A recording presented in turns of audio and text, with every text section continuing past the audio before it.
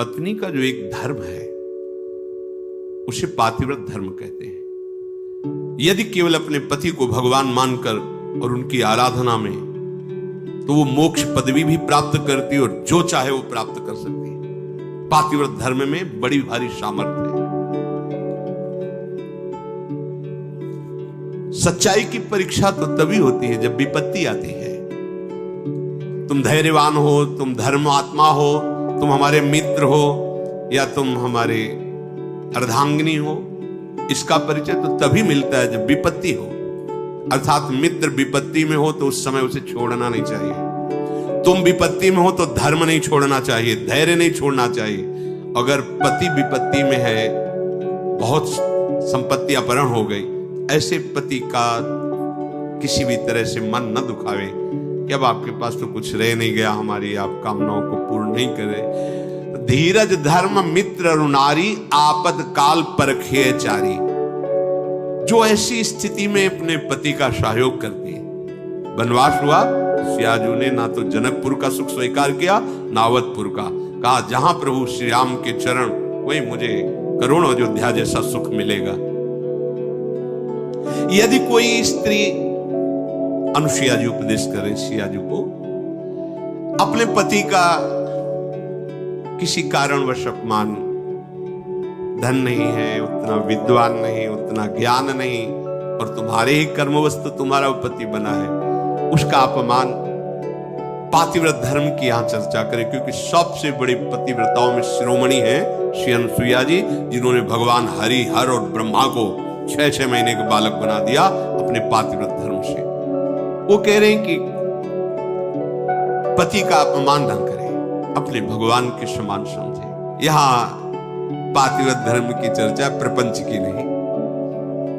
बात यहां बहुत अध्यात्म की चरम ऊंचाई की बात करें अनुसुईया जी, इसको लौकिक में घसीटोगे ना तो ये तर्क वितर्क के सब। अगर हमारा इष्ट धर्म जोर का है ना, तो सामने कुछ हो ही नहीं सकता। इसका प्रमाण हम तुम्हें देते हैं। जालंधर राक्षस और वृंदासती परम पवित्र चिदानंद भगवान को पति वरण करने के लिए तपस्या कर रही। देवर्षि नारद जी आए, तुम्हारा क्या उद्देश्य है? तो वृंदा ने कहा हमारा उद्देश्य है भगवान श्री हरि को पति रूप में प्राप्त करना। तो उनका पहले तुम्हारे पातिव्रत धर्म की परीक्षा होगी, तुम एक निष्ठ हो कि नहीं, तो आज्ञा कीजिए। उनका जालंधर को पति रूप में स्वीकार करके और पातिव्रत धर्म को आप प्रमाणित कीजिए, नारायण तुम्हें पति रूप में प्राप्त हो जाएंगे। कोई भी बड़े से बड़ा देवता जालंधर का बाल बांका भी नहीं कर पाया। क्यों?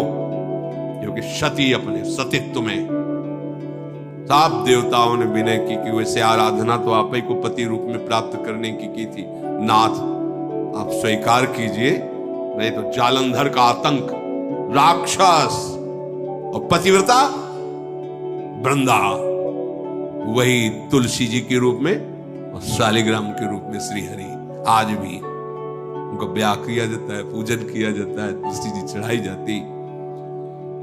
जब हम किसी को इष्ट मान लेते हैं तो उसमें दोष दृष्टि नहीं होती, और जब हमें प्यार होता है ना तो उसका दोष भी गुण ही नजर आता है। और सच्ची बात है कि सबके हृदय में भगवान बैठे। यदि हमारी निष्ठा है तो तुम हिल नहीं सकते, हमारी निष्ठा के विपरीत नहीं चल सकते। जब भगवान नहीं चल पाते तो तुम तो इंसान हो। ये था माम प्रपद्यन्ते तास्ते, मेरे लाला बनकर घुटने के बल हमारे आंगन में चलो तो अनंत ब्रह्मांडों का पिता घुटनों के बल चल रहा नंद बाबा के आंगन में या महाराज दशरथ जी के आंगन में। मंगल भवन अमंगल हारी, द्रवहुषु दशरथ अजीर बिहारी। दशरथ जी के आंगन में विचरने वाले, कैसी लीला। अनंत ब्रह्मांडों का पिता बालक बन करके जब वो बन सकता है तो तुम्हारे निष्ठा और पातिव्रत धर्म में वैसे ही चलेगा जैसे तुम विचार करोगी, क्योंकि तुम्हारा पातिव्रत धर्म पवित्र। हमारा क्या होता है कि हम दूसरों के तो दोष फटाक से बोल देंगे। बैक में आप दृष्टि घुमाओ अपने ऊपर, तब लगेगा वो तो कम है। अगर हमारी बात खुल जाए बहुत ही हम गलत हैं। संत सदैव सत्य स्वभाव वाले साधक उपासक बाहर नहीं देखते, अपने अंदर देखते। अपने दोषों को मिटा दो तो बाहर केवल भगवान ही है, दूसरा कोई है ही नहीं। श्री अनुसुईया जी बड़ा सुंदर गृहस्थी में स्त्री शरीर पुरुष शरीर धारण की, इनको भगवत प्राप्ति का सहज उपाय बताया और है ऐसी सामर्थ्य। ऐसे लिए स्त्री के लिए एक सुदृढ़ भगवत प्राप्ति का मार्ग है, जो घर परिवार में रह रही अपने पति में भगवान की भावना करना। मेरे पति ही मेरे भगवान हैं, ऐसी भावना से आठों पहर उनकी आज्ञा में रहना। जैसे कोई प्रश्न कर सकता है कि अगर पति ही दुराचारी हो तो शास्त्रों में वर्णन किया गया है कि आप अपने भाव रखिए और फिर विधान जैसा होगा अपने आप दूरी बना दे, क्योंकि आप और आपके पति के बीच में भगवान का भाव है ना, वो संभाल लेंगे, वो आपको बचा लेंगे, वो आपको दूर कर देंगे। ऐसा भी हो सकता है। अलग अलग मायाकृत रूप है और आंतरिक भाव में जाएंगे जब विचार पे, तो आपके ही कर्म का फल भुगताने के लिए ऐसा स्वभाव वाला पति दिया गया है, ऐसी भावना। तो हमारे ही कर्म निश्चित, अपने कर्म के प्रभाव से ही पति का वर्ण होता है, जैसे हमारे कर्म। गायत्री के अनुष्ठान के द्वारा गायत्री जी को प्रसन्न करके जो कन्या प्रकट की थी, उनका नाम सावित्री जी हुआ था। बहुत ही तेजस्विनी राजकुमारी थी। जब वर वरण की बात आई तो उनके पिता ने आदेश किया कि तुम स्वयं घूमो मृत्युलोक में और जो तुम्हें वर पसंद आएगा उसके साथ ब्याह कर दे। इतना प्यार करते थे और वो गायत्री जी की कृपा से प्रकट हुई थी, इसलिए उनका नाम सावित्री। बड़ी तेजोमयी कांति, अद्भुत ज्ञान, मंत्री और विशाल सेना साथ राजकुमारी वर वरण के लिए। स्वयं तुम देखो, बहुत राजकुमारों को देखा, मन में ही नहीं आया।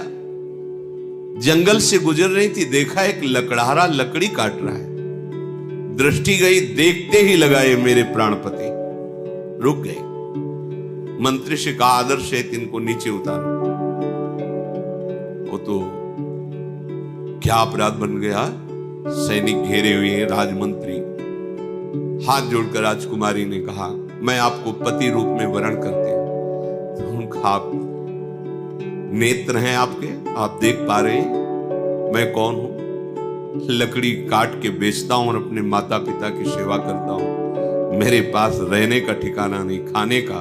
वो आपका राज वैभव का प्रभु, मैं राज वैभव को पति नहीं बना रही हूं, आपको पति रूप से वरण। मेरा मन मान गया है, मेरा मन राजी हो गया है आपको देख के, आपके सौंदर्य को, आपके गुण को, आपके घर को, आपके वैभव को देखकर मैं पति नहीं बना रही, मेरा मन मान गया है। आपके माता पिता कहाँ है? बोले जंगल में एक झोपड़ी में विराजमान है। ठीक है, मंत्री से कहा ये स्वीकृत है, मुझे पूरी जानकारी ली, वापस लो। जब वापस गए तो वहां बैठे हुए थे देवर्षि नारद जी। आओ बेटी। राजा ने कहा वर वरण किया? हां। मंत्री ने पूरी बात बताई। देवर्षि नारद जी ने कहा नहीं नहीं नहीं, गलत हो गया। तो बोले आप यही देख के तो कह रहे होंगे ना कि घर नहीं है, संपत्ति नहीं है, तुम राजकुमारी हो, कैसे निर्वाह होगा, ये सब मैं जान रही हूं, नहीं है उनके पास। बोले नहीं, एक बात और है, वो ज्यादा दिन जीवित नहीं रहेंगे, 1 वर्ष में उनकी मृत्यु का योग है, वो मर जाएंगे। बहुत है, ये देखो निष्ठा, देखो बहुत है 1 वर्ष। अगर मैं 1 दिन भी उनके नाम का सुहाग भरने को पा गई तो आज जीवन निर्वाह कर जाऊंगी उनके लिए।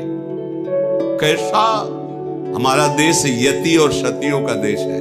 जैसे एक सन्यासी सर्वत्यागी, ऐसे साफ सुख की भावना केवल अपने पति में निहित करके भगवान को रिझा लिया। ये वो पातिव्रत धर्म है। अब सब भगत ही थोड़ी होते हैं, सब धर्म से ही थोड़ी चलते हैं। नारद जी बहुत प्रसन्न, उन्होंने कहा एक बार जिसका वरण कर लिया बस। जैसे मां भगवती पार्वती जी ने सप्त ऋषियों को जवाब दिया था, कोटि जन्म लग रगर हमारी, बरऊ शंभु न तरहो कुमारी। तुम एक बार की बात कहते हो, करोड़ों बार जन्म लूंगी और तपस्या करूंगी, वो वर के रूप में वरण करूंगी तो महादेव को ही वरण करूंगी। माना महादेव अवगुण भवन, विष्णु सकल गुण खाद, जेहि कर मन जेहि सम रमे, ते ही संग। मान गए आपकी बात पर, मेरा मन रम गया है शिव में, करोड़ बार जन्म लूंगी लेकिन महादेव को ही वरण करूं। ये सावित्री जी का ब्याह हुआ, पिता ने अपार वैभव, वही अकेले थे, बिल्कुल एक भी सुख नहीं लिया। नहीं, मेरे पतिदेव के ही सुख में सुखी रहूंगी, आपका कुछ भी दहेज, कोई भी एक वस्तु स्वीकार नहीं करूंगी। बहुत सत्यवान जी प्रसन्न हुए, उनका नाम सत्यवान, और कहा प्रिय, पता नहीं किस पुण्य और सौभाग्य से तुम्हारी जैसी हमें पत्नी मिली। वैसे मैं भी एक राजकुमार हूं, मेरे राज्य का अपहरण कर लिया गया वैरी राजाओं ने। मेरे माता पिता वयोवृद्ध थे, उनको लेकर मैं जंगल भाग आया हूं और वास कर रहा हूं। पर मैं तुम्हें कैसे, उनको ये पता नहीं कि मैं 1 वर्ष की आयु, लेकिन सावित्री जी को पता है, मैं तुम्हें कैसे सुख प्रदान कर सकता। बोले भगवान, बस आपकी चरण सेवा करके आपको सुखी देखकर मैं परम सुखी रहूंगी। सुबह वो लकड़ी काटने के लिए चले, वो साथ चले, उनका नहीं, हमारे माता पिता की सेवा में रहो, जो आज्ञा। और वो जिस दिन से ब्याह हुआ था उस दिन से तिथि गिनना प्रारंभ कर दी। धीरे धीरे जब कुछ महीने व्यतीत हुए, उन्होंने अन्न छोड़ दिया। सत्यवान ने पूछा क्यों? बोले हमारी कुछ मन में ऐसी कामना है कि मैं नियम पूर्वक रहूं। कुछ समय व्यतीत हुआ, जल छोड़ दिया, वायु पी करके केवल मंत्र जाप करते हुए कि पति का शरीर छूटा, मैं अपना शरीर रखूंगी नहीं, छोड़ दूंगी। और जब वो तिथि आई, उनका आज भगवान मेरी इच्छा है कि आपके साथ मैं वन में चलूं। नहीं माता, आज तक आज्ञा मानी, केवल एक दिन, आज केवल, फिर जैसी आपकी आज्ञा होगी, पर आज आपकी आज्ञा उल्लंघन करूंगी और आपके साथ चलूं। उनको पता था आज आखिरी दिन है, सत्यवान को पता नहीं था।